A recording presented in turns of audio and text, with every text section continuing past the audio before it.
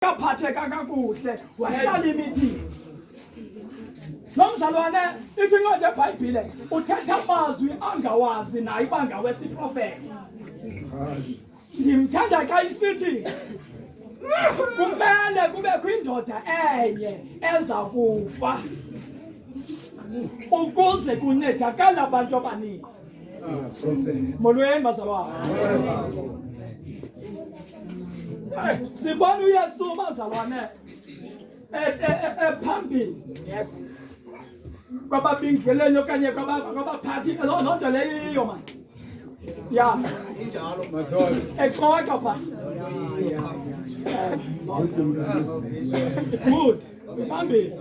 Sibona uYesu bazalwane exoxa phayana. Xa exoxayo bazalwane kwezankundla bezixoxa.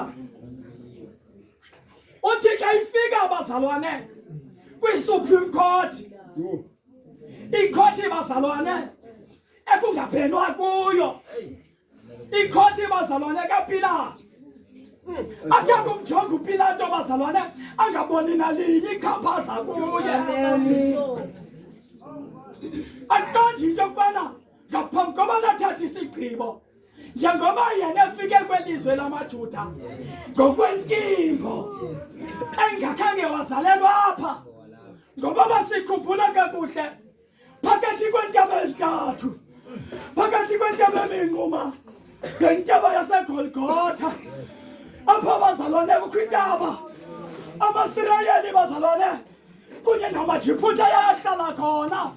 Xa wesiva into yobana amaRoma afikile egameni lenkosi, aphathe xa isenyuka khona uPilato athi la madoda noko kunokubana bazalwane kusuka umRoma sasibulelele ezweni lethu. Indoda mayithathe ikrele ibulale umkayo nomntana nayo izibulale ukuze le ndoda ingabi namandla afike isibulale. Ithe yami incwadi baba wanani baba nendoda xa ifikayo ifika bazalwane sekumi amadoda amabili yangena bazalwane yangena eJerusalema.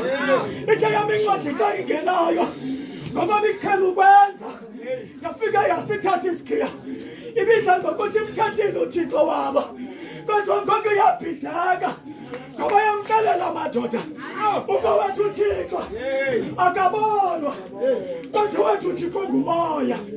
Eyona nto ndifuna ukuyitakisa baba wonani boma siyambona nanko emkhaphela emkhupha ngaphandle esithi makathathwa sekuHerode ongoyena weli lizwe, ongoyena indoda eyela lizwe lamaJuda, ngoba eqonda into yokubana yena akanawusithatha isigwebo yobana kanguye weli lizwe.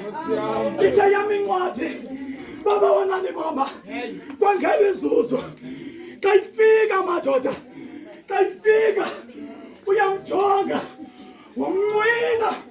Ithe yami incwadi umnqwinile bazalwane uHerode akabonalo ityala kaliboni ichaphaza egameni lenkosi. Yona nto ndifuna ukuyithetha bazalwane.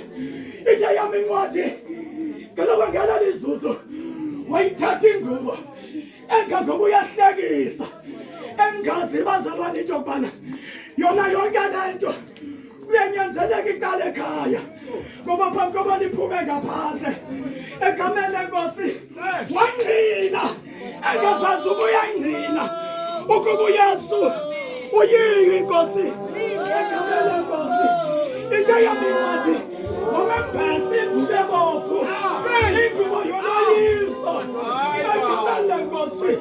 Ithe yami incwadi umbeka nesothaba waphuma waya ngaphandle. Basikhangele loo ngubo yitsho ngeta kusodini ngeentaba seJeriko. Baba wonani boma ithi into kazebihenyuza bazalwane xa befika baba wonoma bazokutshabalalisa ilizwe. Ithi incwadi yeBhayibhile kwathi uthatha udqesha elibovu ulibeke efestini elilehle uyasindiswa. Siyasinda ngayo ingubo ebovu, siyasinda ngayo nasengubo ibovu bazalwane. Ithe yami incwadi wakubethe mbonile uthi bekweyiminyaka ndifuna ukumbona lo Yesu Kristu ngawo namhla baye bangabahlobo uPilato nayo uHerode into endifuna ukuyithetha baba bayakwazi bathi bengevani kodwa batshintshe bevale ngenxa yakho basithande yami Nkosi bayakwazi bethi bengahleki kunye kodwa ngenxa yakho batshintshe bahleke uYesu uzele loo nto bazalwane uzele loo nto yijonge xa iyosigqibo samba zonke zinkundla zona xa yephinde siza kwinkundla ebeke waya kuyo inkundla eyo yesiphelo ukuba bendithi ulelile uMzantsi Afrika bezayigijisa besithi kule nkundla yaseFreestata egameni lenkosi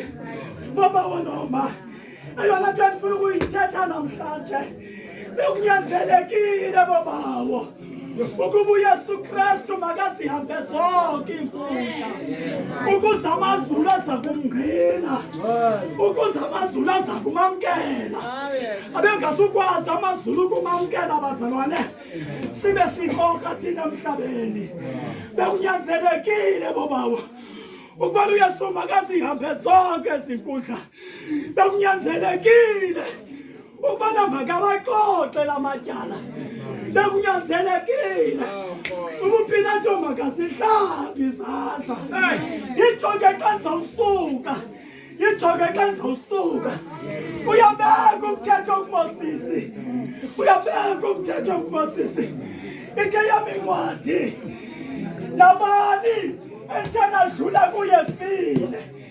senizihlambe ezwane izandla ukukhomba into yokubana nina ningena indawo ekufeni kwakhe yiyo bonke ezihlambe izandla amadoda uPilato ngobuya ithe kuyijonga waqonda into yokubana nobuyafa andingena indawo ekufeni kwakhe ndimbone ehleli phantsi bezikwazi isitulo sokupheba ithe yami incwadi esenziwe ngelitye bazalwane isitulo esingumahluko bazalwane isitulo esitshisayo madoda wabehleli egameni lenkosi ithe yami incwadi yabhala incwadi yathutyeleziswa yathi yakuba ithutyeleziswa bawonani bona ithe yami incwadi wathi akuyijonga nobawo waqonda into yobana noko uThixo uvumile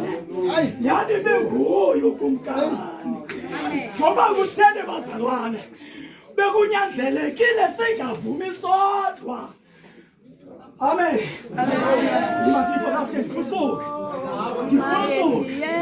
ndifuna usuke yikhumbule uthe uqondile xa ithetha apha bazalwane wathi kwavakala ilizwi isithi lo ngunyana wentanga kodwa kwakho abantu abambalwa bakhethiweyo bayivayo laa nto babengayivanga abanye bantu xa ithethwa amen bambalwa kodwa ngeli sihlandlo bazalwane kwanyanzeleka into yobana ngeli xesha kuqoqwayo malifike iphupha kule nkosikazi ukuze ifike bazame izofika kuthi into yokubana nguye nyani unyana kaThixo makasithande uthi lo mzalwane kwizikakore incwadi yendumiso uthi bhalwa ngonyana wakakore ibhalwa ngonyana wakakore mpostile sinengxaki efike siyilahle siyikhombe kuDavide yonke le nto bakumengameli abengakhange uDavide wasibhala sonke mntakaqhubeke siyithathe siyiphose sithi wabhala futhi impilo zikaDavide make siyikhangele abazalwane banguye wonke ebebhalayo eke icula ke mzalwane iqhube yaphambi iqhube awulongoma kaQhaba ngalisinsindiso apha umve katsho kulesiya xa sithi umoya wenkosi uphezu kwam awundithume into yobana ndivakalise inkululeko kumathinjwa ndiphulise abantliziyo zityungileyo. Xa iprofethi u-Isaya uYesu Kristu bazalwane ezoyithetha. Ndingulo mzalwane ke bazalwane, ndingumzalwane olandelekayo. Ndathi alibonga ndingulo mzalwane ongalandelekiyo. Andingulo mzalwane onqekayo, ndiyayinqenelandela le. Andingulo mzalwane. Ndingulo mzalwane ukhokreleka. Yima uzoyikha ngoku. Uzayikha kudala ucula ndingaculi nam. Amen. Ndifuna usuka ke.